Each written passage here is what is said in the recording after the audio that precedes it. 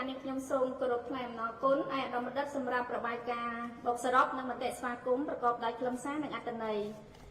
ដែលសេចក្តីគោរពនេះខ្ញុំសូមអនុញ្ញាតគោរពអញ្ជើញឯកឧត្តមបណ្ឌិតសភាចាណាតប៊ុនរឿនរដ្ឋលេខាធិការក្រសួងអប់រំយុវជននិងកីឡាធ្វើបទបតកថាពន្លឺស្តីពីគ្រូល្អនិងសិលកថាបិទកម្មវិធីពិព័រណ៍និងសិននិស្សិតប្រចាំឆ្នាំលើកទី5របស់វិទ្យាស្ថានគរុកោសល្យរាជធានីភ្នំពេញសូមគោរពអញ្ជើញ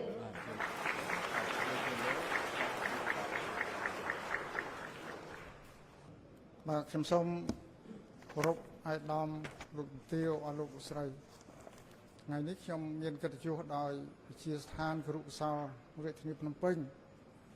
បានផ្ដល់ឱកាសឲ្យខ្ញុំធ្វើបទកថាមួយស្ដីពីខ្ញុំចង់ក្លាយជាគ្រូបង្រៀនល្អបទកថានេះខ្ញុំបានផ្ដល់ជូនសាកលវិទ្យាល័យភូមិន្ទភ្នំពេញកាលពីខែមីនា2025នោះម្ដងរួចហើយខ្ញុំជឿថាអាយដាមលោកជំទាវអស់លោកស្រីនៅទីនេះមួយចំនួនក៏បានស្ដាប់ហើយក៏បានដឹងអំពីខ្លឹមសារខ្លះៗហើយសូមអធិស្ឋានអ្នកដែលបានដឹងហើយអ្នកដែលសុខចិត្តទ្រាំស្ដាប់ម្ដងទៀតឲ្យរត់ទៅច្បាស់ហើយជាពិសេសខ្ញុំជឿថាបងប្អូនដែលជាគរុនិស្សិតគឺមានសារៈសំខាន់ជាងអាយដាមលោកជំទាវអស់លោកស្រីដទៃទៀតខ្ញុំសូមចែករំលែកនេះគឺជាបទពិសោធន៍ដែលខ្ញុំបានចងក្រងទុកហើយក៏បានអនុវត្តតលរហូតមកដល់ថ្ងៃនេះហើយរូបដែលបង្ហាញនេះគឺរូបខ្ញុំកាលដែលចាប់ផ្ដើមចូលប្រកបមុខវិជ្ជាជីវៈគ្រូបង្រៀនដំបូងជាគ្រូបឋមសិក្សានៅឆ្នាំ1970បាទបើយើងគិតទៅគឺ55ឆ្នាំហើយអញ្ចឹងវាវិវត្តហើយណា55ឆ្នាំមុននិង55ឆ្នាំក្រោយគឺខុសគ្នាអញ្ចឹងខ្ញុំសូមចែករំលែកនៅបទពិសោធន៍នេះក្នុងចំណងជើងនេះបើសិនជាអ្នកវិភាគគឺមានន័យពីរចំណងជើងមួយគឺគ្រូបង្រៀនល្អមួយទៀតគ្រូក៏ប៉ុន្តែបង្រៀនល្អន័យពីរប៉ុន្តែល្អដូចគ្នាមួយគឺគ្រូបង្រៀនល្អគ្រូបង្រៀនល្អទាំងរូបសម្រស់ពួកគ្រូនឹងគាត់មានអត្តចរិតសិលធម៌ព្រមទាំងបង្រៀនក៏ល្អចឹងក្នុងន័យនេះខ្ញុំមានប្រធានបទបានន័យថាចំណុចសំខាន់ចំនួន6មួយគឺជាផ្ដើមសេចក្តីដើម្បីបានយល់ទាំងអស់គ្នាទី2គឺឧត្តមភាពគ្រូបង្រៀនទី3គ្រូបង្រៀនល្អដែលជាចំណុចស្នូលដែលយើងចង់ដឹងទាំងអស់គ្នាទី4ទំនាក់ទំនងសង្គមទី5តម្លៃសង្គមនិងទី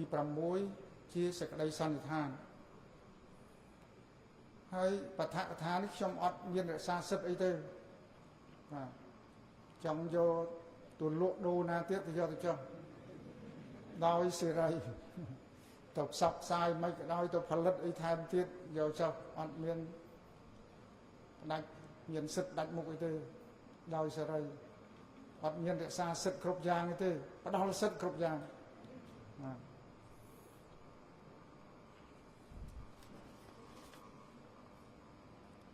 ខ្ញុំសូមចូលដល់ចំណុចទី1ជាសេចក្តីផ្ដើមកម្ពុជាយើងជាចក្ខុវិស័យឬជាមហិច្ឆតាកម្ពុជាយើងអត់តន់មានការប្រែប្រួលទេរហូតមកដល់ពេលនេះគឺមហិច្ឆតាចក្ខុវិស័យរបស់កម្ពុជាឆ្ពោះទៅរកឆ្នាំ2050អញ្ចឹងយើងទាំងអស់គ្នានៅទីនេះហើយខ្ញុំអត់ដឹងថាតើប្រមាណអ្នកនៅដល់2050ទេបាទទាំងខ្លួនខ្ញុំដែរហើយអ្នកនៅក្រោមតើក្តីសម័យដល់2050 ដែលប្រទេសកម្ពុជានឹងក្លាយទៅជាប្រទេសអភិវឌ្ឍកម្រិតខ្ពស់ឬយើងនិយាយខ្លីថាប្រទេសអ្នកមានអញ្ចឹងនេះជាបំណងប្រាថ្នាបានន័យថា2050ជាប្រទេសដែលមានចំណូលមធ្យមកម្រិតខ្ពស់នៅឆ្នាំ2030ហើយនឹងជាប្រទេសអភិវឌ្ឍនៅឆ្នាំ2050នេះយើងនឹងអញ្ចឹងដូចខ្ញុំនិយាយខាងដើមថាមានអ្នកតនតាំង2030ហើយអាចមានអ្នកតន50ហើយមានអ្នកក្រោយ2050ទៀតនឹងនៅទីនេះបាទហើយយើងនឹងមើលឃើញទាំងអស់គ្នាហើយយើងបានឮទាំងអស់គ្នាច្រើនហើយខ្ញុំមិនធ្វើអត្ថាធិប្បាយថែមទៀតទេ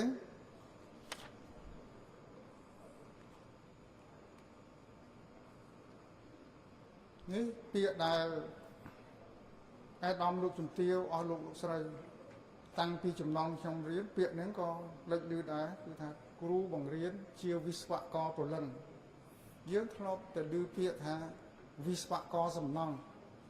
បាទនេះអត់ទេវិស្វករព្រលឹងវិស្វករសំណង់ងាយស្រួលជាងកាលណាមើលទៅឃើញមិនសូវសមគេអាចកែបានគេអាចវាយចោលបានគេអាចបន្ធ្វើបានគេធ្វើកន្លែងមួយទៀតឬគេធ្វើរូបមួយផ្សេងទៀតតែវិស្វករព្រលឹងអត់អាចធ្វើដូចវិស្វករសំណង់បានទេគ្រប់ទាំងអស់ហើយបច្ចុប្បន្ននេះយើងប្រើពាក្យថាបរិយាបន្នទៀតបានន័យថាអត់មានផាត់អ្នកណាចោលហើយមិនទុកឲ្យអ្នកណាមួយនៅឯកោទៀតអញ្ចឹងពាក្យនេះកាន់តែស៊ីជម្រៅខ្លាំងថែមទៀតហើយដែលមានពាក្យបច្ចេកទេសគេប្រើបច្ចុប្បន្ននេះហៅថាការអប់រំប្រកបដោយបរិយាបន្នណាសូម្បីតែកុមារដែលមានពិការភាពគ្រប់បែបយ៉ាងធ្វើម៉េចឲ្យមានការយកចិត្តទុកដាក់ទាំងអស់គ្រូបង្រៀនជាវិស្វករព្រលឹងដោយសារគ្រូបង្រៀនគឺជាអ្នកច្នៃមនុស្សបាទតាំងពីចាប់ផ្ដើមចូលមកបច្ចុប្បន្ននេះយើងបដោតរហូតដល់កុមារតូចពីដើមយើងឮពាក្យតែមត្តេយសិក្សាទេឥឡូវនេះពាក្យកុមារតូចដើម្បីរៀបចំធ្វើម៉េចឲ្យកុមារនឹងសមជាមួយនឹងបរិស្ថានជំនវិញមុននឹងចូលទៅបឋមសិក្សាដែលតាមច្បាប់ស្តីពីការអប់រំយើងគឺ70ខែយ៉ាងតិចឬ72ខែត្រូវតែទៅចុះឈ្មោះចូលរៀនអ្វីបើតែកម្ពុជាយើងក្នុងរដ្ឋធម្មនុញ្ញមិនទាន់ដាក់ជាកាតព្វកិច្ចក៏ប៉ុន្តែតម្រូវឲ្យហើយសង្គមទាំងអស់ឪពុកម្ដាយត្រូវតែបញ្ជូនកូនទៅសាលារៀនដើម្បីឲ្យមានចំណេះដឹងคล้ายទៅជាពលរដ្ឋនៅក្នុងសង្គមពេលដែលចូលទៅដល់សាលារៀនយើងជាអ្នកច្នៃមនុស្សអញ្ចឹងវិស្វករព្រលឹងអញ្ចឹងកុមារដែលចូលមកជាទូទៅ70ខែឬ72ខែប៉ុន្តែសាវតារបស់កុមារទាំងនោះគឺខុសគ្នាមកពីគ្រួសារផ្សេងគ្នាប៉ុន្តែអាចមានកុមារមកពីគ្រួសារទាំងមួយ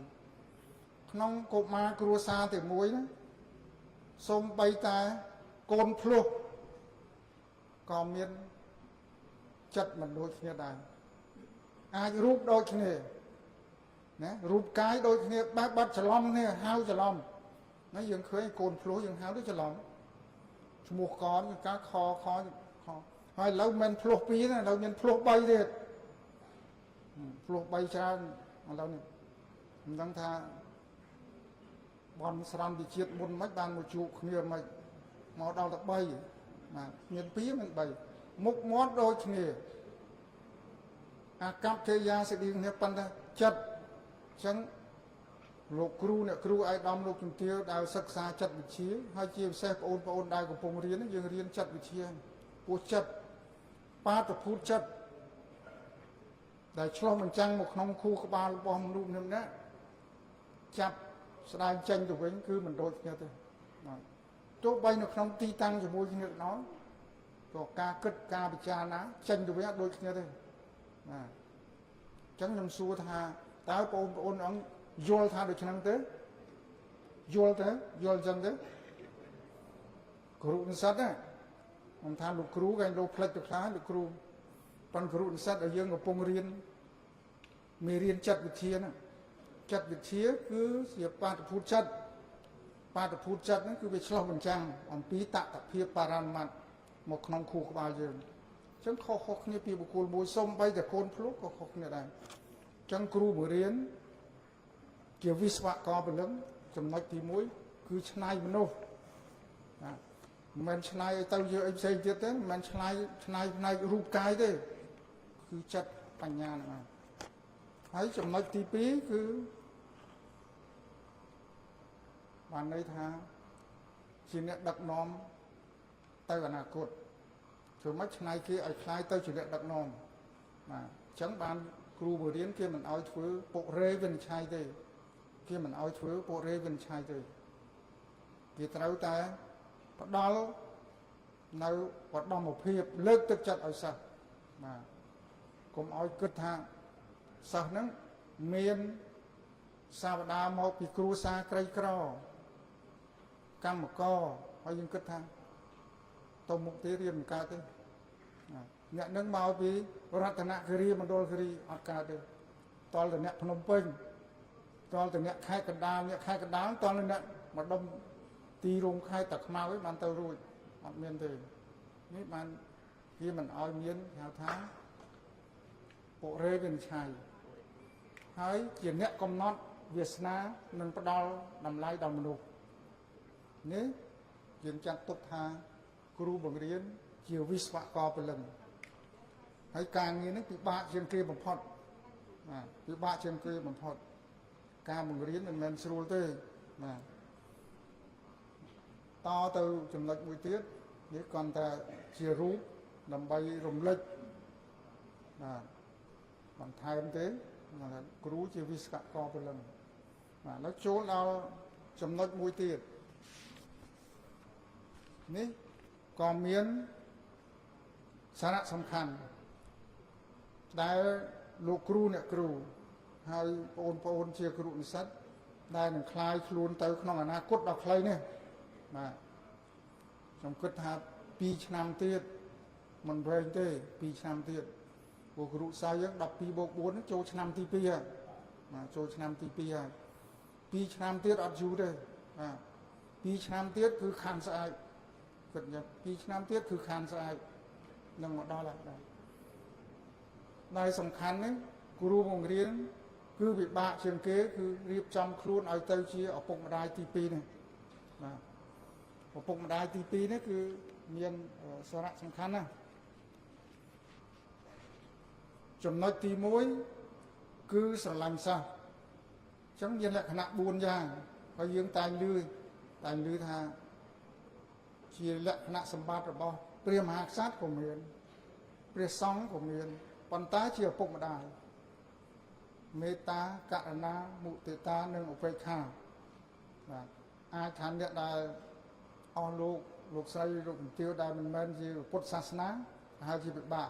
ប៉ុន្តែក្នុងពុទ្ធសាសនិកជនពាក្យនេះគឺលឺ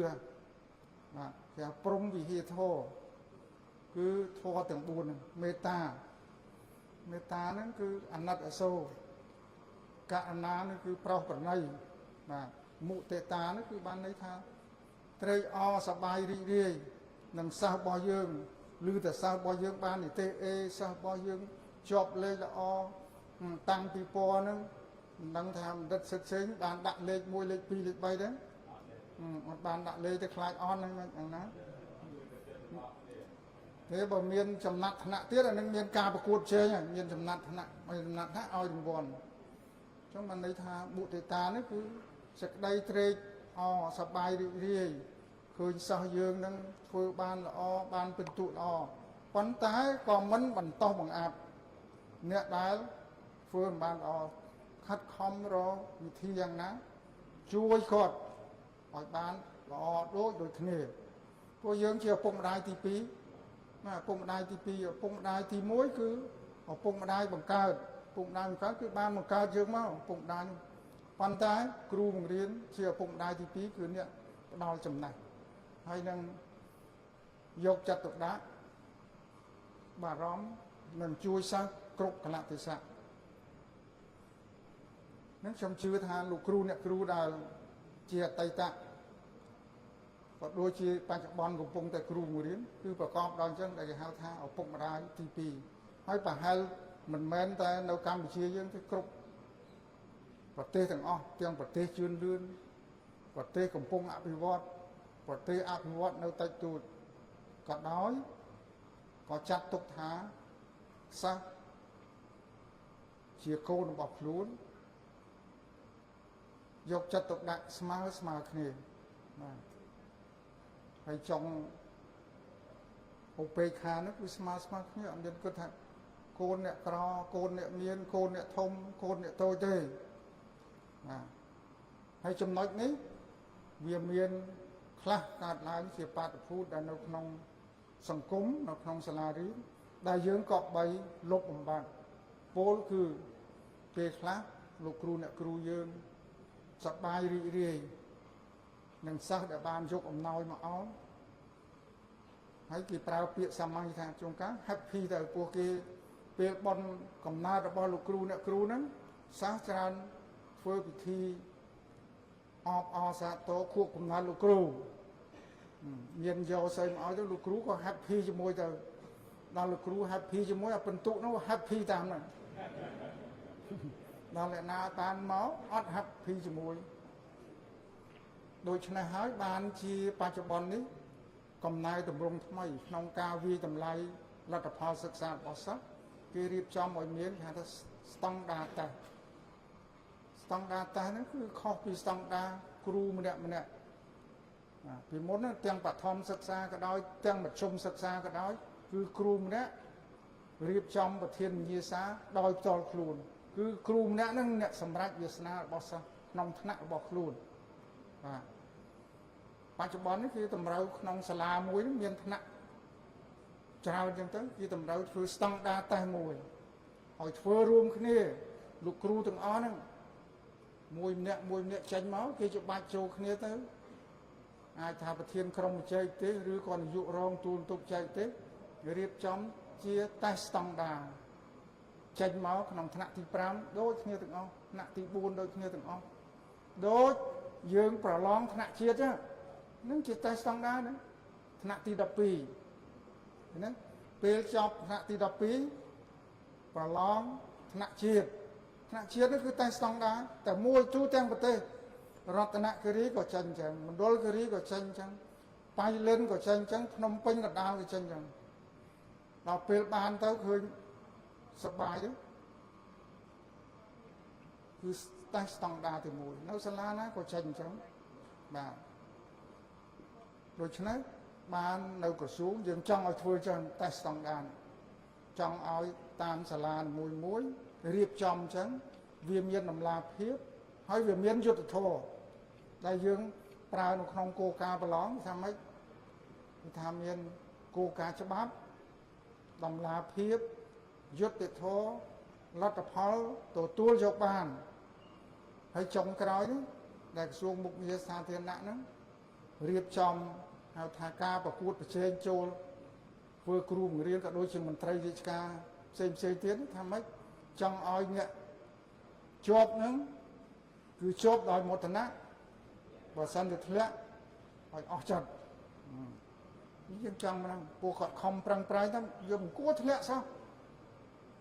វាសោះយើងណាគាត់ថាគាត់មិនគួរនៅស៊ីសោះគួរតែអេនៅតែអញ្ចឹងមិនតន់អស់ចិត្តនេះជាចំណុចដែលយើងចង់ថាឪពុកម្ដាយទី2ហ្នឹងវាអត់ខុសពីឪពុកម្ដាយទេយកចិត្តទុកដាក់បារម្ភពីកូនជួយគ្រប់កលៈទេសៈគឺថាគ្រូបង្រៀនអាចទៅជាទីប្រឹក្សាទៀតនៅតាមសាលាមួយចំនួនដែលយើងមិនទាន់បង្កើតទីប្រឹក្សាប្រចាំសាលាគ្រូបង្រៀនហ្នឹងក្នុងការសិស្សត្រឹមថ្នាក់ទី10 11គាត់សួរលោកគ្រូដែលខ្ញុំជាប់សញ្ញាបត្រមធ្យមសិក្សាទុតិយភូមិយើងហៅកាត់ហ្នឹងតាមបារាំងថាដល់ខ្ញុំជាប់បាក់ឌុបគួរខ្ញុំទៅចូលអីចឹងលោកគ្រូច្រើនផ្ដាល់យោបល់មើល បន្ទុករបស់ខ្លួនហើយម្នាក់ឬសូត្រខ្ញុំជាប់ចង់ចូលពេទ្យជាប់ខ្ញុំទៅតិចណូប៉ុន្តែតើបន្ទុកដែលយើងរៀនយ៉ាងម៉េចអញ្ចឹងលោកគ្រូត្រូវជួយតម្រង់ទិសគាត់ហើយភាកច្រើនសាសយើងអត់ដឹងតាណានេះឃើញគេទៅគ្រូច្រើនចូលគ្រូតាមគេទៅមកសបាយគ្រូទៅអ្នកខ្លះសបាយបានបន្តិចទៅទេដល់អត់ចង់ធ្វើគ្រូអាយុយើងបើសិនយើងរស់បានដល់100ឆ្នាំអត់មាន102ដងទេចឹងយើងខកអស់លីងទៅបាទអ្នកខ្លះរៀនតិចណូបាន3ឆ្នាំសោះនឹកឃើញទៅមិនរួចទេហើយសាប់មានទៅជួបមិត្តភក្តិថាមិនទៅចូលតិចណូចឹងទៅកសិកម្មវិញបោទៅកសិកម្មបានមួយឆ្នាំដូចមិនកើតទៅពេទ្យវិញគាត់ឡប់ចោះឡប់ឡើងខាតពេលខាតវេលាបាទចឹងឪពុកម្ដាយមួយចំនួនហ្នឹងបច្ចុប្បន្ននេះឪពុកម្ដាយមួយចំនួនចឹងដែរឃើញកូននៅចិត្តផ្ទះកូនគេនៅចិត្តផ្ទះនេះគេចូលពេទ្យមកបង្ខំកូនឯងឲ្យចូលពេទ្យឯនេះមើលកូនគេចូលពេទ្យប៉ាន់កូនថាខ្ញុំតាមកើតទេពួកខ្ញុំឲ្យតែឃើញឈាមសន្លប់ហើយទៅពេទ្យវាត្រូវចាក់ថ្នាំត្រូវវាកាត់ត្រូវមានឈាមឲ្យបូមឈាមបូមអីហើយទៅមើលពិន្ទុគ្នាជីវៈគីមីអីហ្នឹងវាអត់កើតយើងទៅធ្វើពេទ្យឲ្យកូនគេទៅពេទ្យស្ងាត់ភូមិស្ងាត់ស្រុកហើយទៅធ្វើពេទ្យមិនមួយចំនួនទៀតឃើញកូនទៅរៀនតិចណូគេបានវិស្វករបង្ខំកូនទៅចូលវិស្វករចូលវិស្វករមិនបើទៅមើលពិន្ទុគណិតនោះពួកកណាទៅវិស្វករចូលតិចណូហើយគឺត្រូវពិន្ទុគណិតវិទ្យាហើយកូនយើងគណិតវិទ្យាវាអត់ទៅរួចវាអាចទៅអ្នកអក្សរសាស្ត្រប្រវត្តិជាអីភូមិវិទ្យានេះឪពុកម្ដាយទី2គ្រូយើងគឺកាលណាសិស្សមកសួរគឺសូមណែនាំសិស្សឲ្យបានត្រឹមត្រូវនេះជាឪពុកម្ដាយទី2ចូលទៅចំណុចមួយទៀតនេះគ្រាន់តែរំលេចរូបទេបាទរំលេចរូបទេតមុខទៀតបាទនៅចូលដល់នេះជាពាក្យស្លោកគេដែរគេថាគ្រូល្អសិស្សល្អហើយវាកម្របផ្ទុយមកវិញគ្រូល្អសិស្សអាក្រក់ហើយក៏វាកម្រដែរគ្រូអាក្រក់សិស្សល្អវាអត់មានអញ្ចឹងវាទៅចឹងបាទហើយជាទូទៅគេច្រើនប្រើពាក្យជាពិសេសក្នុងជីវវិទ្យាក៏ដូចជាទស្សនវិជ្ជាគេថាម៉េចឪពុកយ៉ាងណាកូនយ៉ាងនោះនេះគេប្រើអញ្ចឹងឪពុកយ៉ាងណាកូនយ៉ាងនោះដោយសារថាគ្រូល្អសិស្សល្អណាស់បានយើងខិតខំសម្រិតសម្រាំងរើសគ្រូឲ្យបានល្អហើយខ្ញុំជឿថានៅវិទ្យាស្ថានគ្រូកសលរាជធានីភ្នំពេញនេះគឺល្អគ្រប់ទាំងអស់នាយកនោះក៏ល្អនាយកល្អទេ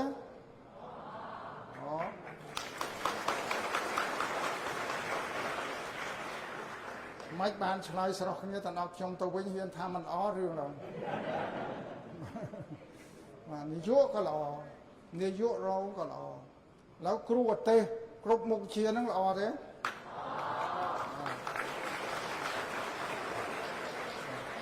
ចឹងសូមអបសាទរគ្រូអទេសខ្ញុំសំខាន់ជាងគេមិនសូវគិតនាយករងបានទេគិតខ្លាំងគឺគ្រូអទេសខ្ញុំជឿថាគ្រូអទេសល្អគឺនឹងផលិតបាននៅគ្រូល្អសម្រាប់ទៅកាន់សាលារៀនយើងនៅទូទាំងប្រទេស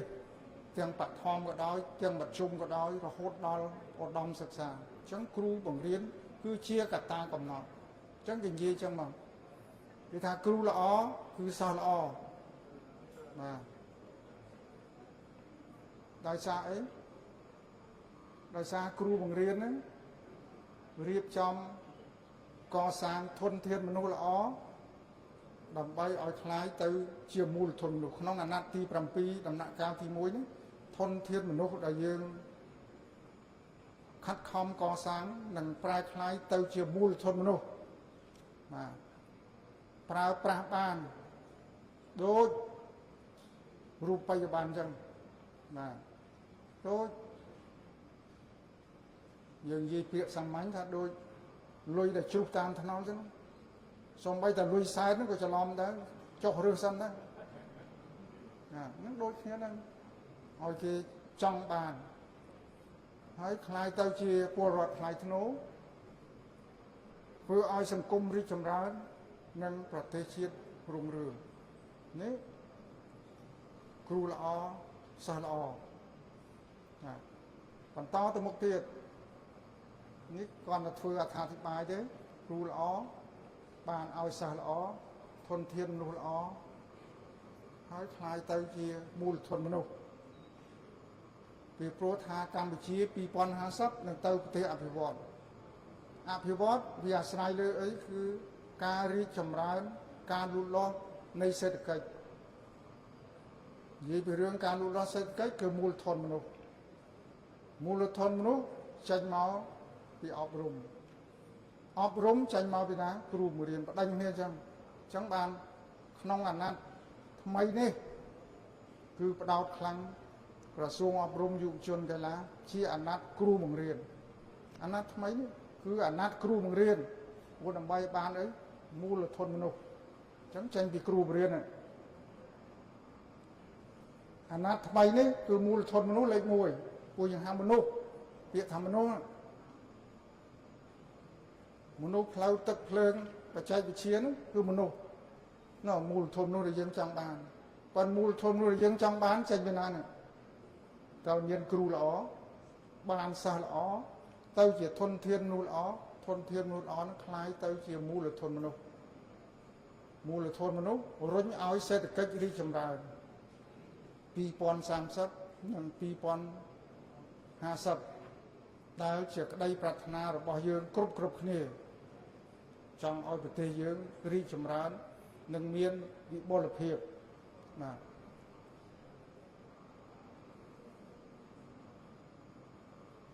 គ្រូបង្រៀនជាកត្តាចម្បងក្នុងការសម្រេចគុណភាពអប់រំគ្រូបង្រៀនមានភារកិច្ចបង្រៀននិងអប់រំតទៅមុខទៀតបដកម្មភាពគ្រូបង្រៀនគឺមាន2ចំណុចធំដែលលើកក្នុងនេះទី1គ្រូបង្រៀនត្រូវចាត់ទុកជាសសរស្តម្ភក្នុងវិស័យអប់រំខ្ញុំបាននិយាយខ្លះហើយខាងដើមយើងនិយាយថាឈ្មោះក្រសួងយើងសប្តាហ៍ក្រសួងអប់រំយុវជននិងកីឡានិយាយចឹងមិនមែនបំបត្តិយុវជននិងកីឡាទេយើងនិយាយថាក្រសួងអប់រំពេលយើងជជែកស៊ីជម្រៅទៅគឺក្រសួងគ្រូបង្រៀនក្រសួងអប់រំកាលណាមិនគិតគ្រូបង្រៀនទេអត់មានន័យទេបាទចឹងបានគ្រប់គ្នាទាំងអស់ទាំងខ្លួនខ្ញុំក្តីទោះបីមានការមមាញឹកយ៉ាងណាក៏ដោយហើយឧត្តមបណ្ឌិតសិទ្ធិផ្សេងទេទៅអញ្ជើញខ្ញុំត្រូវតែមកពួកក្រសួងត្រូវតែផ្ដល់អាទិភាពឲ្យគ្រូបង្រៀនហើយកាលណាឲ្យគ្រូបង្រៀនគឺចាប់ផ្ដើមពីកន្លែងផលិតគ្រូបង្រៀនសាលាគ្រូកុសលអរគុណណាស់ដែលនាយករងសាលាគ្រូកុសលទាំងអស់អញ្ជើញមកបាទហើយទោះបីថាអ្នកខ្លាំងអញ្ជើញទៅវិញក៏ដោយបានអញ្ជើញមកពេលបើកហើយខ្ញុំចង់ផ្សារភ្ជាប់ថាលោកគ្រូអ្នកគ្រូតាមសាលាគ្រូកុសលខិតខំធ្វើយ៉ាងណាប្រឹងប្រែងរៀបចំទៅទុកត្រង់ទ្រាយតូចក៏ដោយទ្រង់ទ្រាយធំក៏ដោយហើយបើយើងចង់ឲ្យមានជាកម្មវិធីរបៀបនេះយើងអាចទាក់ទងពឹងផ្អែកមកខាងវិទ្យាស្ថានគ្រូកុសលដើម្បីឲ្យគាត់ជួយហើយយើងប្រឹងប្រែងរៀនសូត្រមិនបានធ្វើដូចឬក៏បានធ្វើលឿនទៀតក៏ល្អណាស់ឧទាហរណ៍ថានៅភូមិភាគកណ្ដាលនិងគ្រូកុសលខេត្តកណ្ដាលយើងអាចពីរហ្នឹងរួមសំគ្នាទៅធ្វើអាចឆ្នាំណាឆ្នាំទី1ឆ្នាំទី1ធ្វើនៅភូមិភាគឆ្នាំទី2នៅធ្វើគ្រូកុសលខេត្តប៉ុន្តែយើងធ្វើចូលគ្នាបានផ្លាស់ប្ដូរទីកន្លែងដើម្បីបង្ហាញគេតែកាលណាយើងអត់មានធ្វើពិព័រណ៍អីស្នាដៃអីសន្និសីទទេគេហាច់ដូចជាយើងហ្នឹងសំងំសម្រាប់ស្រួលដោយអត់បានធ្វើអីចឹងដល់យើងធ្វើចឹងបង្ហាញគេមើលឃើញអូគាត់បានធ្វើរឿងច្រើន នៅពេលឡើយគេងើពីពណ៌មកជួបសន្និសិទគេកាន់តែភ្ញាក់ផ្អើលពីមួយឆ្នាំទៅមួយឆ្នាំនេះលោកប្រធានមន្ត្រីអប់រំរាជធានីភ្នំពេញមកឃើញកន្លែងនេះគាត់ថានេះដូចជាប្លែកគាត់ចាញ់ចូលញឹកញាប់ដែរណាដូចប្លែកហ្នឹងណាពោះពេលអញ្ជើញភ្ញៀវមកណាត្រូវខិតខំធ្វើអីឲ្យប្លែកយ៉ាងហោចណាស់បរិស្ថានណារៀបចំឲ្យស្អាតធ្វើអីឲ្យប្លែកមានស្នាដៃបង្ហាញស្អីៗទាំងអស់ហើយខ្ញុំជឿថានាយករងខាងលោកនាយកកពតបដិញ្ញាធ្វើទេអត់មានគាត់ទៅលើកដៃសំពះចោលទេណាត្រូវធ្វើណាបាទឥឡូវឆ្នាំក្រោយហើយកុំភ័យអត់ភ័យទៅទទួលមិនអស់ទេណាអញ្ចឹងបដិញ្ញាណាខេត្តកំពតឆ្នាំក្រោយនេះគាត់ត្រាចូលរបាយការណ៍ហ្នឹងខេត្តក្រោយកំពតធ្វើពិព័រណ៍ឲ្យបាទខេត្តពិសេសនុមិនទៅបដិញ្ញាទេបើឥឡូវសួរខាងភូមិភាគមុនមើលភូមិភាគតកែវធ្វើទេមកទៅ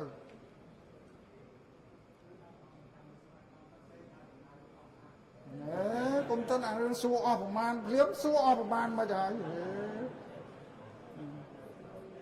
ដល់សួរសិតផ្សេងអស់ប្រមាណក៏នៅសិតផ្សេងប្រាប់ថាអូស្លាប់ហើយខ្ញុំទៅមិនរួចទេអត់មានគិតចឹងទេបាទហើយមិនមែនឃើញទេជាបទពិសោធន៍របស់អាយដាមមនិតសិទ្ធិសេងគាត់មិនមែនធ្វើម្នាក់ឯងទេណាតាកតងអាញាធននៅដៃគូផ្សេងបាទវាត្រៀមចាំជួយប៉ុន្តែធ្វើយើងធ្វើភ្លាមយើងយកកម្រិតស្មារតីផ្សេងមិនបានយើងយកប៉ុណ្ណាសិនរូបភាពចាប់ពីតូចតិចទៅឲ្យមានសិនបាទហើយចិត្តនេះគឺខែកណ្ដាលហ្នឹងឥឡូវធ្វើកណ្ដាលសួរគ្នាពេលហ្នឹងមកធ្វើឥឡូវហ្នឹងហើយកត់ត្រាចូលក្នុងរបាយការណ៍ណាបាទធ្វើទេកណ្ដាលបាទអត់ទេអត់បាច់រាយរាប់ច្រើនទៅធ្វើមកហ្នឹងបាទព្រៃវែងក៏ត្រូវធ្វើដែរព្រៃវែងត្រូវធ្វើហើយខ្ញុំកំពុងប្រគ្រោះយោបល់ជាមួយដៃគូហ្នឹងគឺព្រៃវែងតកៅហ្នឹងគឺនឹងសង់អាគារមួយខ្នងថ្មីជូនគារថ្មីបាទតែលីសូរសង់អាគារថ្មីហ្នឹងយើងមិនបាច់ពិព័រណ៍ទេបានអាគារហើយមិនបាច់បង្ហាញស្នាដៃទេបាទភូមិភាគកណ្ដាលរួចហើយណាកំពង់ចាមធ្វើទេពិព័រណ៍មកទៅ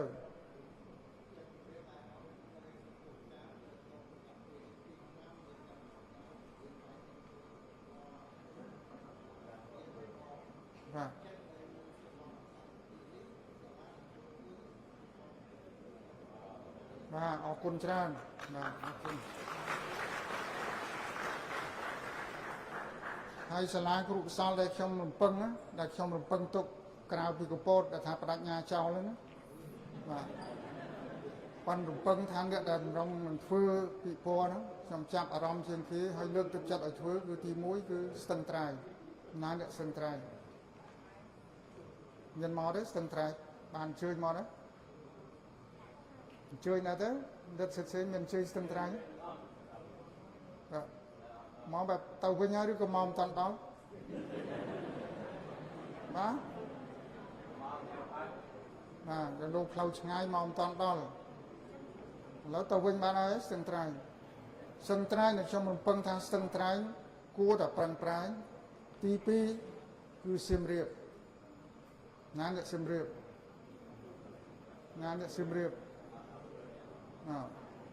ដល់ថ្ងៃបាត់ទៅវិញអស់ហើយអ្នកសៀមរាបហើយទី3ដែលរំពឹងទៀតគឺអ្នកកំពង់ធំបាទនេះសិតតែណាកំពង់ធំទៅវិញអស់ដែរសើអស់ហើយមិនចឹង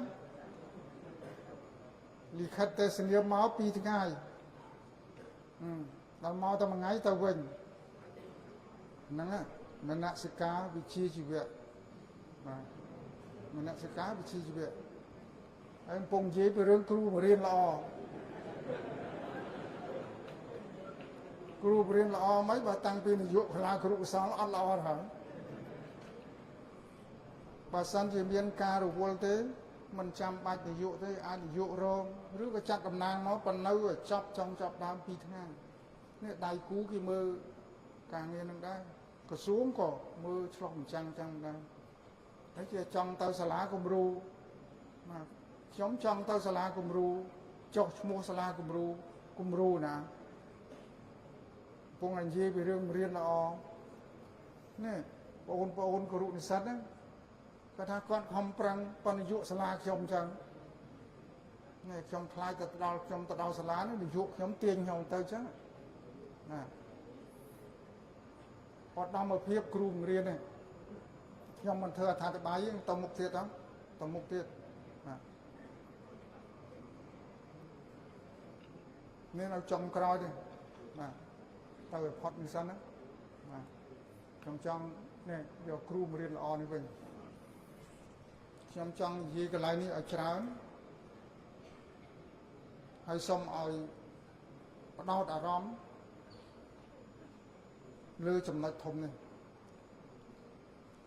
បានន័យថាគ្រូបង្រៀនល្អពោះចំណងជើងយើងចង់ខ្លាយទៅជាគ្រូបង្រៀនល្អគ្រូបង្រៀនល្អមានលក្ខណៈសម្បត្តិធំនឹង5យ៉ាងអាចអស់លោកស្រីអាយដាមលោកជំទាវនឹងរកឃើញធៀបសំផ្សេងទៀតក្រៅពីនេះប៉ុន្តែគឺជាបទពិសោធន៍របស់ខ្ញុំផ្ទាល់ដែលខ្ញុំនៅជាមួយអប់រំដោយខ្ញុំបានលើកចឹងបើចាប់ពីថ្ងៃខ្ញុំចូលធ្វើគ្រូលើកលែងសម័យប៉ុលពត3ឆ្នាំ8ខែ20ថ្ងៃជាងដកចេញទៅបាទយើងថា4ឆ្នាំចុះ3ឆ្នាំ8ខែ20ថ្ងៃយើងគិតថា4ឆ្នាំអញ្ចឹងបានន័យថាខ្ញុំនៅក្នុងវិស័យអប់រំហ្នឹងបាន51ឆ្នាំបាន51ឆ្នាំបាទគឺមួយជីវិតការងារហ្នឹងអត់មានចេញទៅណាទេនៅជាមួយអប់រំអញ្ចឹងខ្ញុំប្រមូលចងក្រងហើយសិក្សាបាន5ចំណុចនេះដើម្បីអស់លោកយកទៅឆ្លោះបញ្ចាំងទី1កាលណានិយាយគ្រូបង្រៀនល្អជាទូទៅទោះគ្រូបឋមក៏ដោយហើយបើជាពិសេសទៅទៀតហ្នឹងគឺគ្រូមធ្យមនិងគ្រូឧត្តមគឺគុណវុឌ្ឍរឹងមាំគុណវុឌ្ឍហ្នឹងតើវាស់វែងនឹងស្អីស្រួលគុណវុឌ្ឍមិនមែនតាមបុគ្គលម្នាក់ថាទេធំបំផុតគឺសញ្ញាបត្រជាពិសេសនៅមជ្ឈមសិក្សាឬនៅដំសានលោកគ្រូកាលណាមានចំណេះដឹងរឹងមាំចូលក្នុងថ្នាក់បង្រៀនគឺមានភាពជាម្ចាស់គុណវុឌ្ឍរឹងមាំអញ្ចឹងបាននៅក្នុងកម្មវិធីបណ្ដុះបណ្ដាលគ្រូបង្រៀនគឺមានសមាសភាគធំ3ទី1បានន័យថាចំណេះដឹងលើខ្លឹមសារគឺគុណវុឌ្ឍ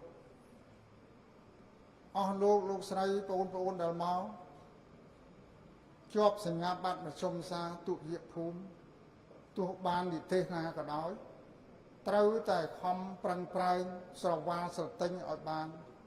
នៅចំណេះដឹងរឹងមាំស្មើនឹងបញ្ញាបត្រនឹងគុណវុឌ្ឍទី1គឺចំណេះដឹងបើថាគ្រូគណិតនឹងคล้ายទៅជាបញ្ញាបត្រគណិតគ្រូរូបវិទ្យានឹងคล้ายទៅជាបញ្ញាបត្រគណិតវិទ្យាគីមីលក្ខណៈទើបយើងចូលទៅក្នុងថ្នាក់រៀនណាយើងមានទំនុកចិត្តនិងភាពជាម្ចាស់ពេលចាប់ផ្ដើមបង្រៀនបាទសាកុំថាពេលលោកគ្រូដើរទៅ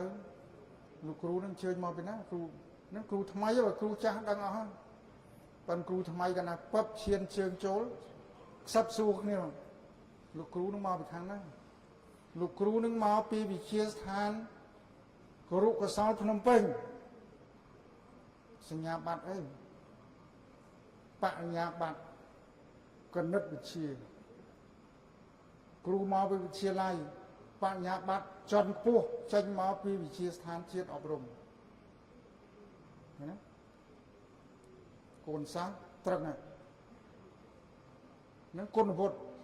ត្រូវតែរឹងមាំមុខវិជ្ជាអីដែលត្រូវបង្រៀនច្បាស់លាស់អញ្ចឹងបានកម្មវិធីបណ្ដុំដាលទី1គឺខ្លឹមសារមេរៀនត្រូវតែច្បាស់លាស់លើមុខវិជ្ជារបស់ខ្លួនទី2គឺផ្នែកគរុកោសល្យអញ្ចឹងបានសាលាដែលបណ្ដុំដាលគ្រូគេនិយាយខ្លីថាជាសាលាគរុកោសល្យទោះបីនៅខេត្តក៏ដោយឡើងមកដល់រាជធានីក៏ដោយខ្ញុំបាននិយាយខាងដើមកាលលើថ្ងៃបិទហើយថាទោះបីជា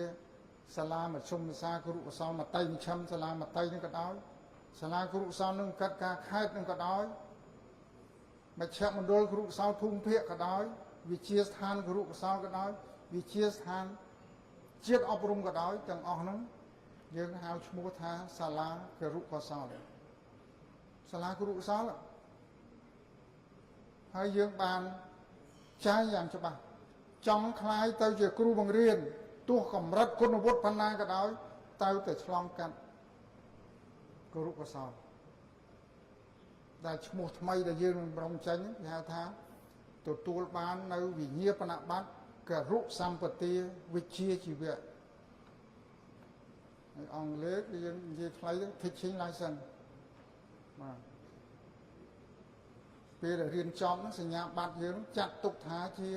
វិញ្ញាបនបត្រគរុសម្បទាគរុកោសល្យហេតុម៉េចបានត្រូវមានគរុកោសល្យការបង្រៀនជាសិល្បៈផងជាវិទ្យាសាស្ត្រផងมันប្រកបទៅអ្នកដែលបង្រៀនបកកែมันអាចខ្លាយសុទ្ធទៅជាគ្រូបង្រៀនល្អបានទេអញ្ចឹងបានគេឲ្យឆ្លងកាត់គរុកោសល្យ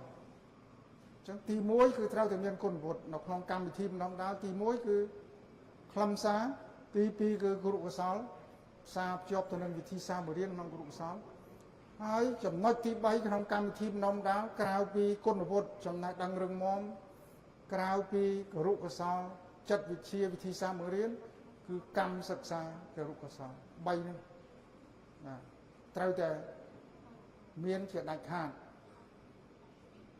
លើកលែងតែទៅឧត្តមសិក្សាទេនៅតាមគ្រឹះស្ថានឧត្តមសិក្សាប៉ុន្តែក្នុងក្របខណ្ឌគតិយុត្តថ្មីនេះទោះបីទៅឧត្តមសិក្សាក៏ដោយមុនទៅបង្រៀនត្រូវមានវគ្គតម្រង់ទិសវិជ្ជាជីវៈមិនមែនចូលទៅបង្រៀនតែម្ដងទេគឺត្រូវតែមានវគ្គតម្រង់ទិសវិជ្ជាជីវៈនៅឧត្តមសិក្សាណាអញ្ចឹងកាលណាចង់ខ្លាយទៅជាគ្រូបង្រៀនល្អម្នាក់ប្រសិនបើចំណេះដឹងយើងស្ទើរអញ្ចឹងបានចេញទៅបង្រៀនហើយយើងចាប់ផ្ដើមចេញមានតាំងពី3បូក1 4បូក3 5បូក3 7បូក2 7បូក2 7បូក1 7បូក3 9បូក1 9បូក2 12បូក2យើងអត់មានបោះចោលណាទេតួនាទីភារកិច្ចរបស់សាលាគរុកោសល្យនឹងត្រូវធ្វើរឿងហ្នឹងមួយផ្នែកទៀតអញ្ចឹងហើយបាននៅក្នុងអាណត្តិនេះរាជរដ្ឋាភិបាលដំឡើងនាយកដ្ឋានបណ្ដុំបណ្ដាលនិងវិកិត្តការឲ្យទៅជាអគ្គនាយកបណ្ដុំបណ្ដាលនិងវិកិត្តការដើរតួទី1គឺបណ្ដុំបណ្ដាលដំបូងឥឡូវនេះរឿងបណ្ដុំបណ្ដាលដំបូងក៏មិនទាន់ចប់សពគ្រប់នេះមិញខាងកពតគេថាឲ្យតែមានសិស្សបើអត់សិស្សសម្រាមស្រាច់ចិត្តក៏មានសិស្សបានអស់សម្រាមដល់សួរថាម៉េចបានមានសម្រាមអត់មានសិស្សណាលោកយុចាំសិស្សមកសិនបានទេណាប្រៃវែងក៏ដូចគ្នាដែរណាដើរតួសំខាន់ណាក្នុងអាណត្តិថ្មីនេះអាណត្តិទី7នេះគឺការងារវិកិត្តការដែលគេប្រើពាក្យសពថ្ងៃឲ្យទូលាយជាងវិកិត្តការគឺការអភិវឌ្ឍវិជ្ជាជីវៈជាប្រចាំ CDP ដើម្បីរៀបចំជាកន្លងអាជីពគ្រូបង្រៀនដើម្បីទាក់ទាញធ្វើយ៉ាងណាលើកទឹកចិត្តឲ្យគ្រូយើងនឹងមានកម្លាំងហើយការពេញចិត្តនឹងបំពេញការងារហើយនៅក្នុងប្រព័ន្ធអញ្ចឹងបាននៅពេលកម្មវិធីបើកខ្ញុំបានស្នើឲ្យអគ្គនាយិកាបណ្ដុំបណ្ដាលនិងកិច្ចការអាចចាប់ដៃគ្នាជាមួយនឹងអគ្គអប់រំ ដើម្បីសៀបស្ទង់គ្នាមើលជាមួយមន្ទីរអប់រំសាលាគ្រូសាស្ត្រទាំងអស់យើងរួមគ្នាធ្វើថាយើងចង់សៀបស្ទង់មើលហើយធ្វើការអង្កេតមើលថាតើគ្រូនៅកម្ពុជាចាប់ពីឆ្នាំ1986រហូតមកដល់បច្ចុប្បន្ននេះ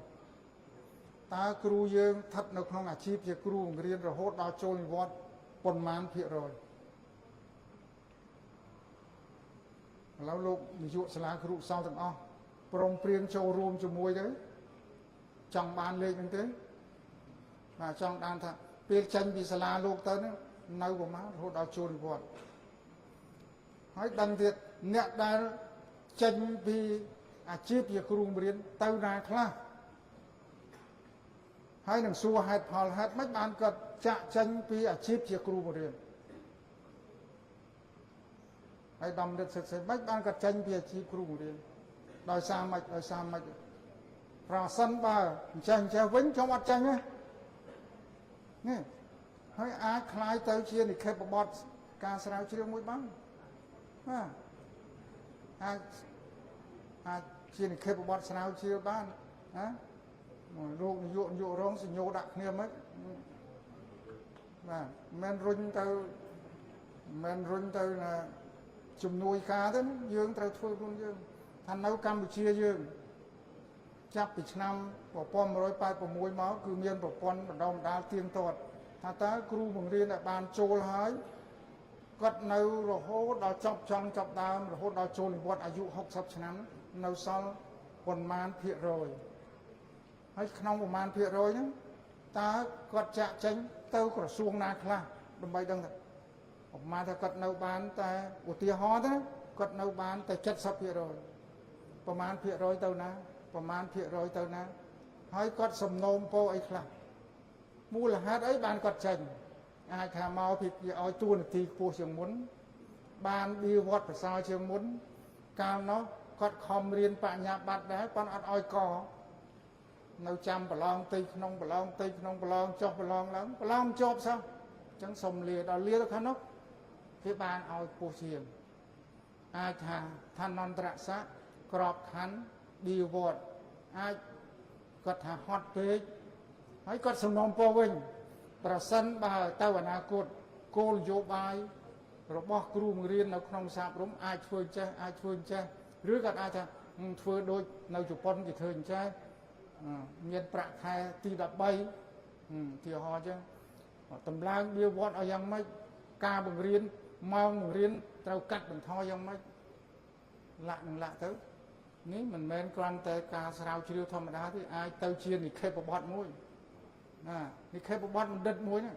នេះស្រាវជ្រាវគួរស្រាវជ្រាវនេះនិក្ខេបបទដែលបំរើឲ្យវិសាអប់រំក្នុងកំណែទម្រង់សាអប់រំ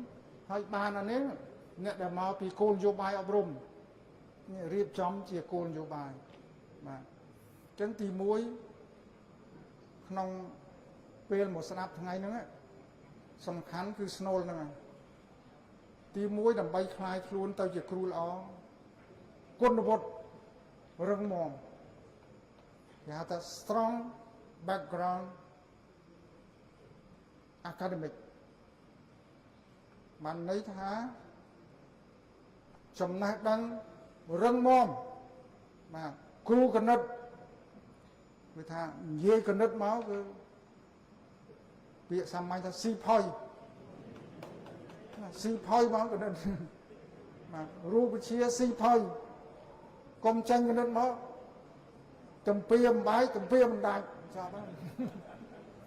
អូអញចំពីអំបាយទៅហើយទៅប្រាប់សិស្សវិញចំពីអំបាយចំពីមិនដាច់ចាប់ហើយដាក់មកគឺផុយមកគណិតបញ្យលបកស្រាយគឺធ្វើពិសោធន៍ធ្វើឲ្យខាងរូបវិទ្យាគីមីហ្នឹងគុណវុឌ្ឍរឹងមាំហើយទី2គឺសម្បទាគរុកុសលសម្បទាគរុកុសលគឺជាមេរៀននៅក្នុងចិត្តវិទ្យាណាសម្បទាគរុកុសលប្រកបដោយសមត្ថភាពច្បាស់លាស់ផ្នែកខាងការបង្រៀនបាទបានន័យថាម៉េច វិធីសាស្ត្ររៀនចេញមកគឺដឹងទាំងអស់គ្រាន់គឺថាម៉េចនិយាយពីអី lesson study no problem about lesson study កុំចេញ lesson study I don't know I don't care ចាប់ទៅចេញមកស្អីគេនិយាយ IBL ដឹង IBL មកវិធីថ្មីទាំងអស់គ្រប់វិធីទាំងអស់ហើយជាទូទៅនៅក្នុងគរុកុសលគេនិយាយហើយថាគ្មានវិធីសាស្ត្រណាដែលល្អគ្រប់10ប្រើបានគ្រប់មុខជាទាំងអស់ទេវិធីបង្រៀននីមួយមិនមានវិធីណាមួយមានលក្ខណៈជាសកលទេវិធីបង្រៀននីមួយអាស្រ័យលើខ្លឹមសារមេរៀនគោលបំណងមេរៀនជាពិសេសគឺសមត្ថភាពចាប់យកចំណេះដឹងរបស់សិស្សយើងទៅរៀននៅភ្នំពេញដាក់ប្រើពួកគាត់សិស្សដឹងអស់ហើយសាប់យើងត្រូវផ្លាស់ទៅនៅរតនគិរីយើងទៅនិយាយដោយអ្នកភ្នំពេញមិនកើតត្រូវដូរភ្លាមពួកសិស្សនោះត្រូវបកស្រាយត្រូវលើកឧទាហរណ៍ត្រូវមានរូបភាពបាទមិនមែនយកទ្រឹស្ដីពីសាលាគ្រូសំទៅសូត្រដូចគ្នាទាំងអស់ទេអញ្ចឹងសូមចងចាំវិធីបង្រៀនគ្មានវិធីបង្រៀនណាមួយមានលក្ខណៈជាសកលទេវិធីសាស្ត្របង្រៀននីមួយអាស្រ័យលើគោលបំណងរបស់មេរៀនខ្លឹមសារមេរៀនជាពិសេសសូមចងចាំថាសមត្ថភាពចាប់យកចំណេះដឹងរបស់សិស្សខាងរាជធានីយើងថានៅភ្នំពេញដល់ពេលយើងទៅឃើញសិស្សកោះកុងឃើញទេហើយយើងទៅនិយាយតាមភ្នំពេញមកបាទអត់បានខុសគ្នាអញ្ចឹងចំណុចទី1ចូលមកដល់ចំណុចទី2សម្បទាគ្រូសំអញ្ចឹងហើយបានគ្រូបង្រៀនមុននឹងទៅធ្វើគ្រូបង្រៀនគេឲ្យចូលមកសាលាគ្រូសំដើម្បីចាប់យកនៅសម្បទាគ្រូសំតាំងពីស្អីរបៀបរៀបចំកិច្ចតែងការបង្រៀនរបៀបឈររបៀបនិយាយឃើញទេរបៀបសួរបាទហើយគ្រូគេនិយាយក្នុងគ្រូកុសលទូទៅទៀតណាគ្រូបង្រៀនល្អគឺជាគ្រូដែលចេះមើលភ្នែកសិស្សខ្ញុំថាចុះគ្រូណាល្ងងមិនចេះមើលភ្នែកសិស្សយ៉ាងណាគេឲ្យមើលទៅភ្នែកសិស្សហ្នឹងគាត់ធ្វើមើលភ្នែកមើលត្រង់មកយើងប៉ុន្តែអត់មានយល់ទេគាត់អត់មានយល់ទេភ្នែកគាត់ហ្នឹងហើយអារម្មណ៍មិននៅជាមួយយើងទេអត់មាននៅជាមួយយើងសោះណាហើយសុំចងចាំសិស្សខ្លះតែមិនទេសិស្សខ្លះគាត់យល់ហើយអញ្ចឹងមកគេមើលភ្នែកសិស្សគេដឹងសិស្សខ្លះយល់ហើយអញ្ចឹងបានគេថាម៉េចគ្រូពិបាកបំផុតត្រង់បញ្យល់សិស្សដែលយល់ហើយធ្វើមិនយល់ពិបាកណាលោកគ្រូបញ្យល់មិនក៏អត់យល់លើកឧទាហរណ៍មិនក៏អត់យល់ដែរពួកសិស្សនឹងយល់ហើយប៉ាន់ធ្វើមិនយល់លោកគ្រូមិននិយាយទេយ៉ាងណាមិញអ្នកដេកលក់គឺដាស់ឆាប់ភ្ញាក់តែអ្នកធ្វើដេកលក់មិនងាយដាស់ភ្ញាក់ទេដូចគ្នាអញ្ចឹងលោកគ្រូមើលភ្នែកទៅដឹងថាសិស្សនឹងយល់ហើយតាប៉ាន់វាធ្វើអើយដូចអត់យល់ទេបាទនេះគរុសម្បទាគឺមករៀនចិត្តគរុសោវិធីសាស្ត្របង្រៀនផ្សេងជាសម្បទាគ្រូបង្រៀនហើយទី3គឺត្រូវមានបទពិសោធន៍បាទគ្រូទៅចាញ់ថ្មីនិងគ្រូបង្រៀនយូរហើយច្រើនឆ្នាំគឺខុសគ្នាបាទខ្ញុំតែងលើកឧទាហរណ៍ខុសពីអ្នកចម្រៀងឲ្យតែស្អាតជាពិសេសនារីនៅក្មេងស្អាតច្រៀងអត់ព្រោះក៏ទះដៃព្រោះអូស្រែកហើយនឹងចាស់យូរហើយខ្ញុំមិនលើកឧទាហរណ៍អ្នកចម្រៀងណាទេដើម្បីកុំឲ្យចំចាស់ហើយសំលេងព្រោះមកដូចកើតសោះច្រៀងដូចភ្លាវមិនដូចជាអន់អីណារើហ្វ្រាំងដូចមិនសូវអីចឹងទៅប៉ុន្តែអ្នកចម្រៀងវ័យក្មេងហើយនារីទៀតស្អាតទៀតអូទៀតអូព្រោះណា តែគ្រូបង្រៀនគឺខុសពីអ្នកជំរៀងកាលណាបង្រៀនមានបទពិសោធន៍យូរឆ្នាំទៅកាន់តែល្អទៅដែលលោកគ្រូក្មេងសូមកុំបដិសេធឲ្យសោះត្រូវតែរៀនសូត្រពីគាត់គ្រូបង្រៀនដែលនៅតាមសាលាច្រើនឆ្នាំជាងយើងទោះបីថាគុណវុឌ្ឍិរបស់គាត់នៅទាបជាងយើងក៏ប៉ុន្តែបទពិសោធន៍គឺច្រើនជាងយើងគាត់ស្គាល់សាស្ត្រជាងយើងគាត់ដឹងរបៀបបង្រៀនជាងយើងបាទហើយក្នុងបទពិសោធន៍នេះជាទូទៅបច្ចុប្បន្ននេះដោយសារថាជាសង្គម digital ត្រូវមានការស្រាវជ្រាវនិងអ្នកវិនិយោគអញ្ចឹងវាទៀមទានៅក្នុងចំណុចបទពិសោធន៍នេះក្រៅមិនមែនរាប់យកអតីតភាពទេបទពិសោធន៍មិនគិតរាប់អតីតភាពឆ្នាំទេអញ្ចឹងគ្រូបង្រៀនត្រូវតែបំពេញបន្ថែមនៅក្នុងបទពិសោធន៍នេះបច្ចុប្បន្នភាពនេះគឺភាសាអង់គ្លេសនិង IT បើយើងអត់ចេះពីរនឹងហើយសង្គមនឹងទៅចោលយើងហើយជាពិសេសលោកគ្រូអ្នកគ្រូត្រូវតែធ្វើបច្ចុប្បន្នកម្មឲ្យទាន់នឹងបច្ចុប្បន្នភាពអញ្ចឹងបានសាលាគ្រូឧស្សាហ៍យើងត្រូវតែធ្វើពិព័រណ៍ស្រាវជ្រាវស្នាដៃធ្វើការស្រាវជ្រាវពួកអត់មានការស្រាវជ្រាវទេអត់មានអ្នកវិនិយោគទេបង្រៀនដដែលយើងយកមេរៀនតាំងពីឆ្នាំណានោះមកសូត្រដដែលទៀតអញ្ចឹងអត់ឆ្លើយតបទៅនឹងបរិបទថ្មីទេបាទហើយនេះចំណុចទី4នេះគឺភាសាបរទេសបច្ចេកវិទ្យានិងការស្រាវជ្រាវជាប្រចាំហើយចុងក្រោយសូមកុំភ្លេចគឺសិលធម៌វិជ្ជាជីវៈទោះបីថាយើងមានបញ្ញាបត្រក៏ដោយបញ្ញាបត្រចំពោះក៏ដោយបណ្ឌិតក៏ដោយតែសិលធម៌យើងមិនល្អមិនខ្ពស់ទេទាញយើងឲ្យទៀតមកវិញ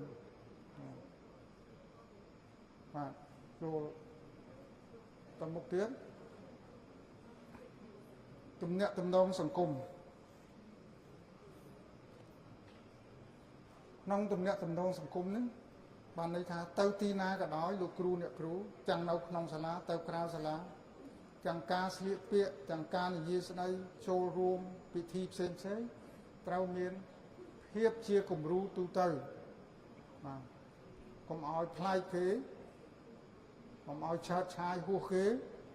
បាទមើលខ្លួនពួកយើងជាគ្រូបាទក្នុងសហជីវិករួមវិជ្ជាជីវៈណាក្នុងចំណោមគ្រូដូចគ្នានៅក្នុងសាលាឬទៅក្រៅសាលាជួបគ្នាបាទកុំជួបគ្នាដាច់ធាក់គ្នាបាទជួបគ្នាជល់កៅដាក់គ្នាត្រេកទៅដួលតាមផ្លូវណាលោកគ្រូតែគេសួរថាពីណាគ្រូដួលតាមផ្លូវមកគេហើយដល់ចឹងខំកែខ្លួនហ្នឹងបាយគ្នាយូរទៅជួបគ្នាម្ដងបាទដួលម្ដងចុះអត់ទេបានទេជាគំរូល្អហើយគ្រូសាស្ត្រនិងសហគមន៍ត្រូវតែមានទំនាក់ទំនងល្អបាទជើញទៅមុខទៀតនេះជាសម្ដីមាសដើម្បីឲ្យគ្រូយើងមានតម្លៃនៅក្នុងសង្គមគ្រូយើងត្រូវតែទី1ឲ្យសង្គមគេទទួលស្គាល់យើងទី2សង្គមឲ្យតម្លៃហើយនឹងទី3គឺសង្គមត្រូវការសង្គមទទួលស្គាល់ឲ្យតម្លៃនិងត្រូវការយើងហើយខ្ញុំជឿថាបងប្អូនលោកគ្រូអ្នកគ្រូរួមទាំងនាយកនៅទាំងនេះគឺបានឆ្លើយតបបានហើយបានន័យថាសង្គមទទួលស្គាល់ក្រសួងក៏ទទួលស្គាល់សង្គមក៏ទទួលស្គាល់ហើយជាពិសេសគឺដៃគូអង្គការចែកការពេលរៀនចប់ គាត់បានទៅធ្វើការវិតម្លៃហើយនយោបាយសាលាដែលបានរូបសាស្ត្ររូបនិស្សិតបានចេញពីនឹងទៅនេះគេទទួលស្គាល់ហើយគេចង់បានទៀតឡើយនេះសុំថ្មីបានចេញពីវិជាស្ថានគ្រូសង្ឃទៅគេពេញចិត្តគេត្រូវការដូច្នេះគេឲ្យតម្លៃតទៀតជាសេចក្តីសន្និដ្ឋានមុននឹងចូលដល់សេចក្តីសន្និដ្ឋានដោយសារពេលវេលានៅច្រើនដែរបាទព្រោះខ្ញុំចាំមើលម៉ោងពូខ្លាចវាហួសម៉ោងបិទគេនេះព្រោះដំបងនាទីហ្នឹងដំបងបំផុតហើយដំរិទ្ធផ្សេងថាជូនតែ20នាទីទេបាទឥឡូវនេះគឺបាន1ម៉ោងហើយបាទនៅសល់30នាទីទៀតខ្ញុំនឹងខិតខំបំពេញឲ្យគ្រប់30នាទីទៀតបាទ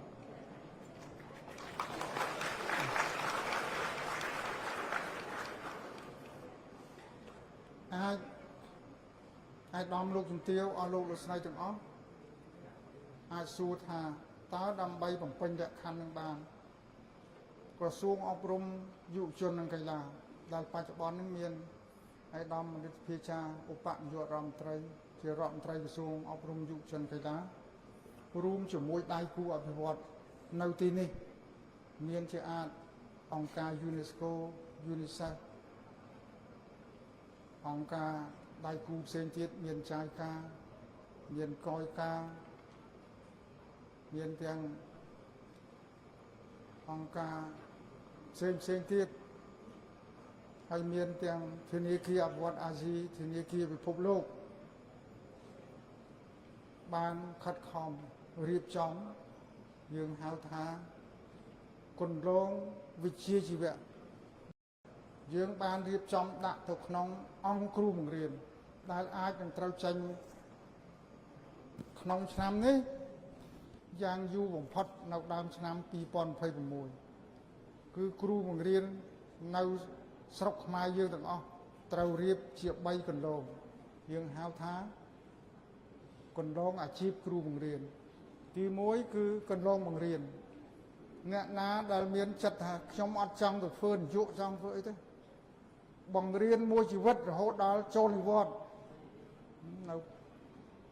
គាត់តែបង្រៀនមកហើយបង្រៀនឲ្យបានល្អឲ្យបានល្បីនឹងប្រកាន់យកនេះទៅទី2កន្លងគ្រប់គ្រងអ្នកខ្លះទេខ្ញុំអត់ទេឲ្យតែបានប្រហែលឆ្នាំខ្ញុំទៅធ្វើនយោបាយរកដាក់ពាក្យទៅនយោបាយរកចង់ទៅធ្វើនយោបាយរកពួកខ្ញុំមិនគ្រាន់តែបង្រៀនមួយថ្នាក់ទេចង់គ្រប់គ្រងសាលាហ្នឹងហើយឮសូរថាលើក្រសួងមានអីស្តង់ដារសាលាគ្រូមិនចង់ឲ្យសាលាខ្ញុំទៅជាសាលាគំរូឲ្យសង្គមហ្នឹងទទួលស្គាល់ខ្ញុំហ្នឹងគណៈគ្រប់គ្រងហើយនឹងកន្លងមួយទៀត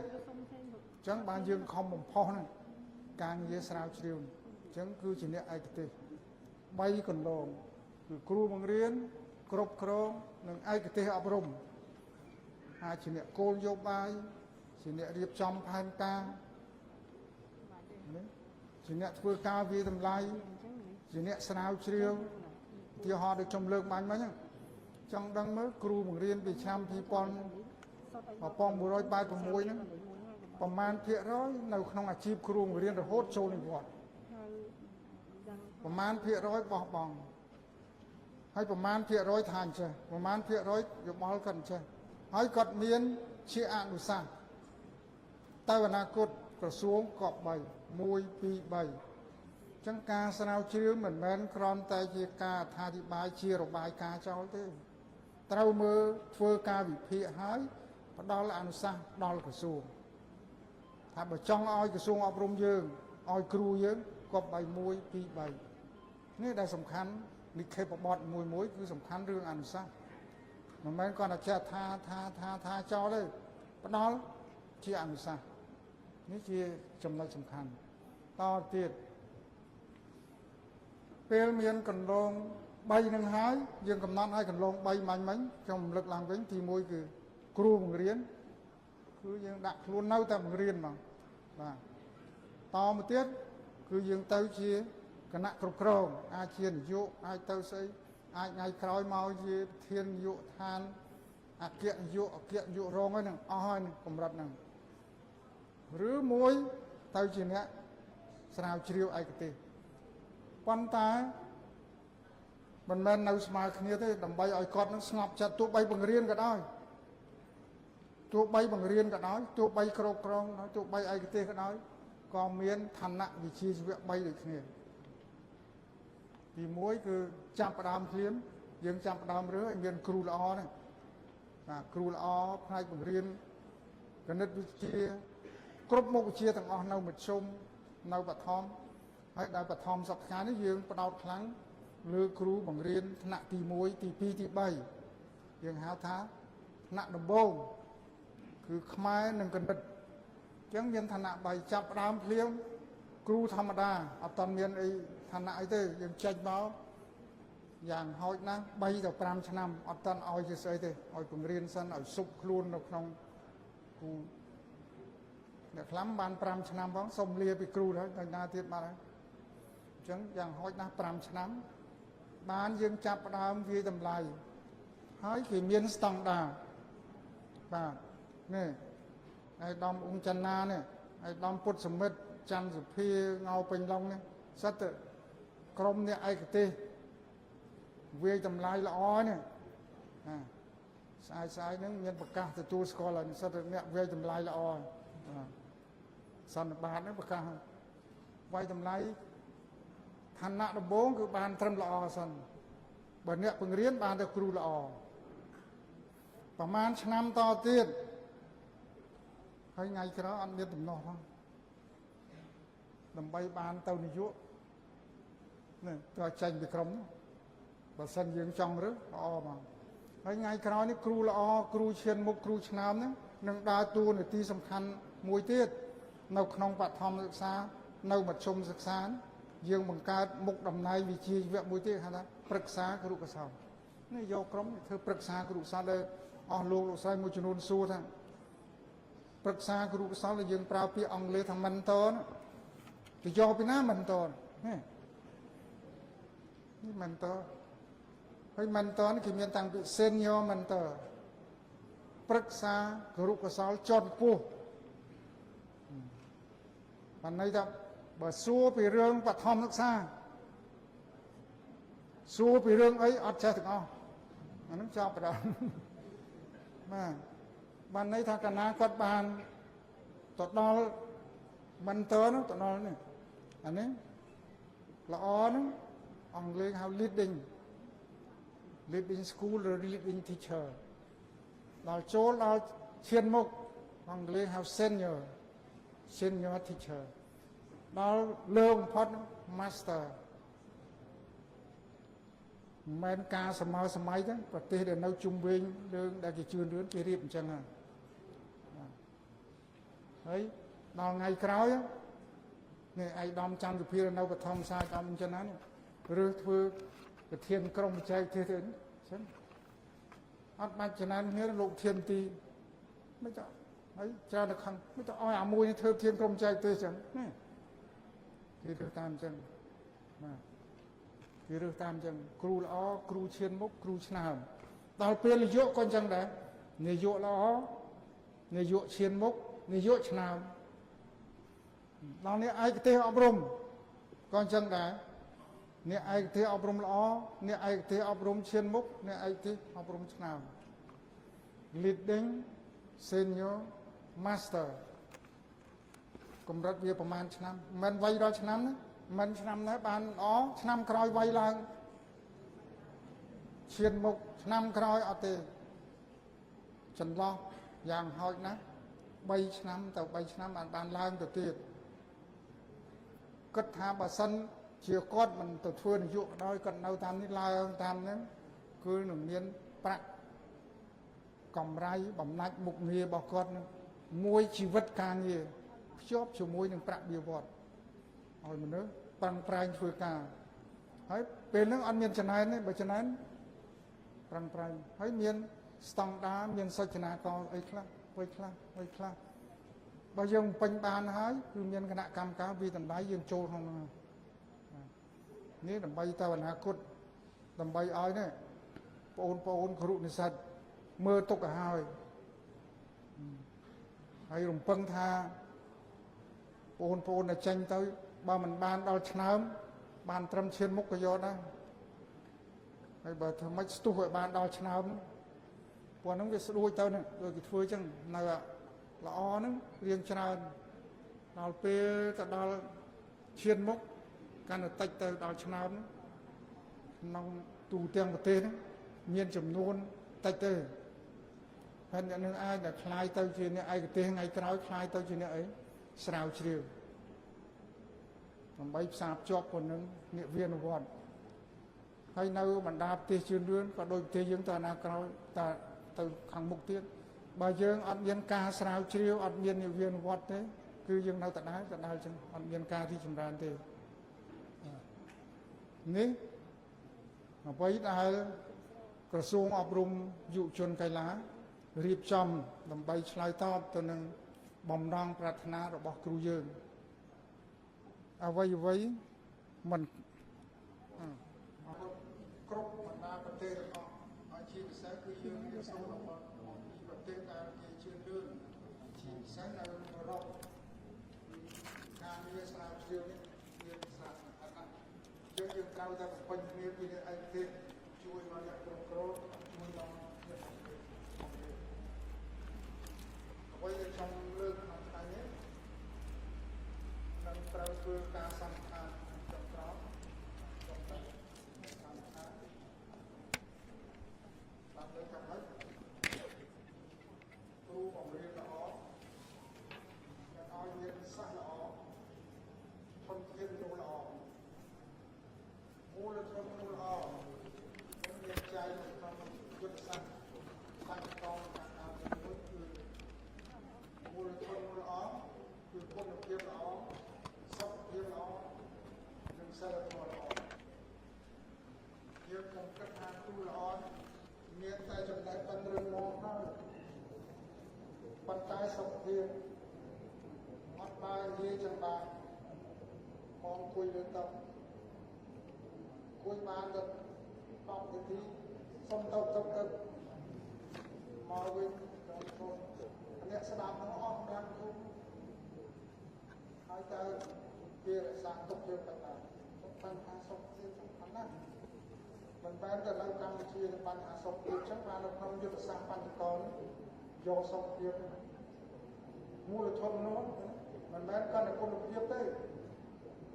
មិនសំដៅយកតែគុណភាពទេពាក្យគុណភាពនោះបានន័យថាគុណវុឌ្ឍ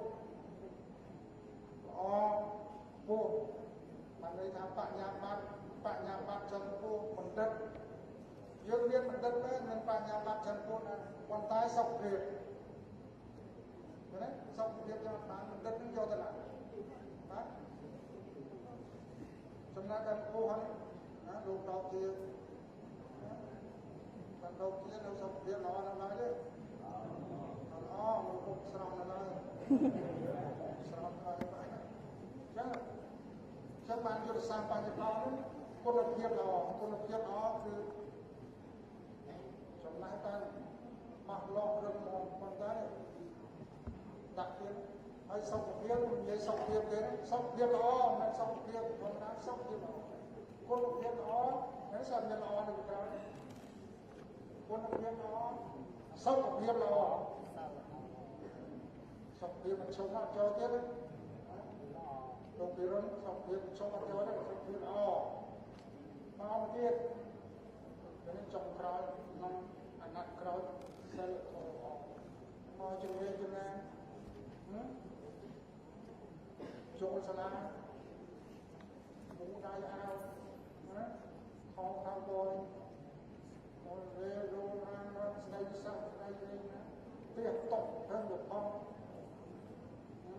មកទឹកអវត្តមាន5ដង6ដងអត់មានមូលហេតុយុសួរសម្រាប់យុវិញណាខ្ញុំជឿថានៅជាស្ថានរូបសាលអត់មានសម្រាប់យុទេយុអាចសួរវិញខ្ញុំឈប់ខ្ញុំមានការខ្ញុំសួរមក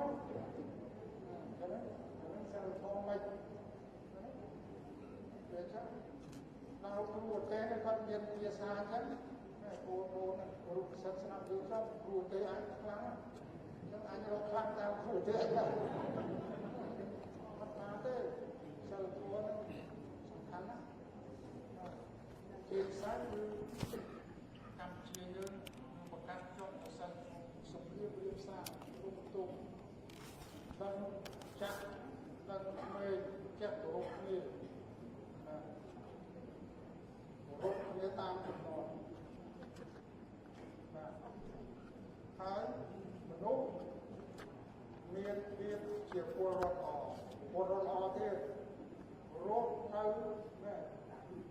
ខិតដល់ស្រមពីក្នុងយុទ្ធសាស្ត្របញ្ញកម្មមនុស្សមានភាពជាពលរដ្ឋល្អរស់នៅក្នុងសង្គមមានអារ្យធម៌ខ្ពស់ប្រកបដោយ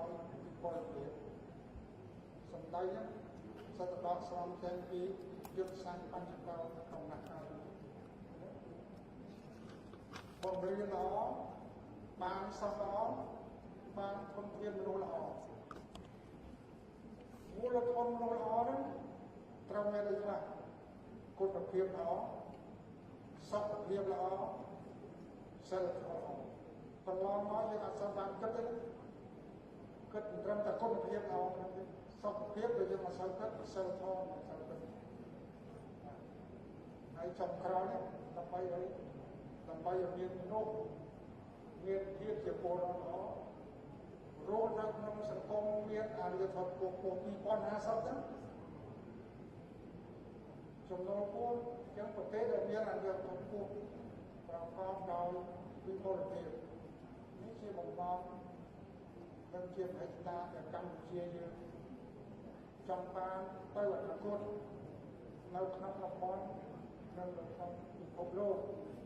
យើងមិនយកអាវុធធ្វើជាធំទេយើងអត់ប្រើកម្លាំងកាយទេអត់ប្រើអាវុធទេប៉ុន្តែចង់រួមរស់នៅជាមួយគ្នាដោយសប្បុរសសមស្របតាមចាត់ទុកស្ដំរបស់អង្គការយូណេស្កូទី1គឺរៀនឲ្យមានចំណេះដឹងទី2រៀនឲ្យមានចំណេះធ្វើរៀនដើម្បីខ្លាយទៅជាពលរដ្ឋប្រកបដោយគុណភាពល្អសុខភាពល្អនិងសិលធម៌ល្អប៉ុន្តែចំណុចទី4ដែលយើងចង់បានទាំងអស់គ្នាទាំងកម្ពុជាទាំងនៅក្នុងតំបន់ទាំងនៅក្នុងសកលលោកនោះគឺការរួមរស់នៅជាមួយគ្នាដោយសុខសន្តិភាពនិងភាពសុខដុមរមនា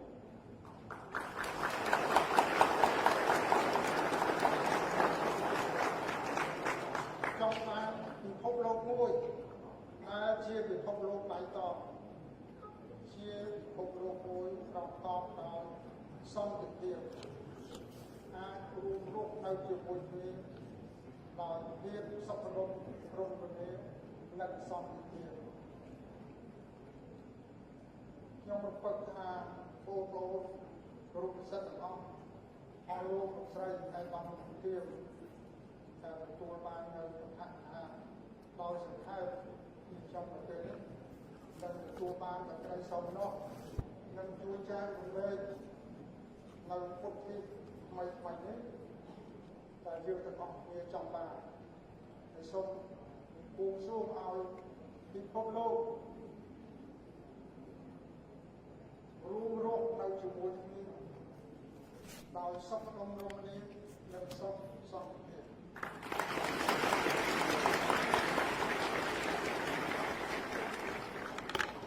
បុព្វហេតុធំរបស់លោកគ្រូអ្នកគ្រូឲ្យបានលោកជំទាវនៅទីនេះក្នុងការរៀបចំសន្និសីទអប់រំសន្និសីទគ្រូបង្រៀននិងសកម្មភាពផ្សេងទៀតរួមមានទាំងការតាមពិព័រណ៍ដើម្បីបុព្វហេតុពុកម៉ែកម្ពុជានិងបុព្វហេតុពុកម៉ែយើងសម្រាប់អនាគតដ៏រុងរឿងរបស់យើងទាំងអស់គ្នា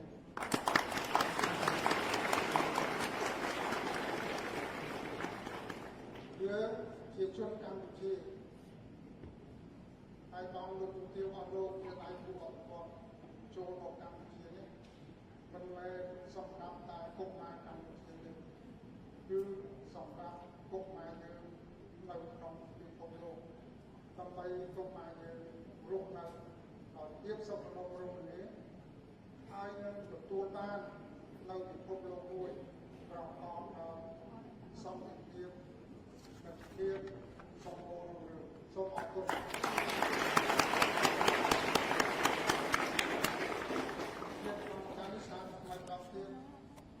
សូមថ្លែងអំណរគុណចំពោះវិជាស្ថានរូបសោរាជធានីភ្នំពេញដែលបានផ្ដល់ឱកាសបញ្ចូលកម្មវិធីបន្ថែមនេះដល់ចែករំលែកដល់ឯកឧត្តមលោកទាវអនុស្រីនិងបងប្អូនជាលោកសិស្សដែលសូមជួបពរដល់ឯកឧត្តមលោកទាវអនុស្រីអង្គសូមទទួលបាននូវសុខភាពល្អអាយុយឺនយូរ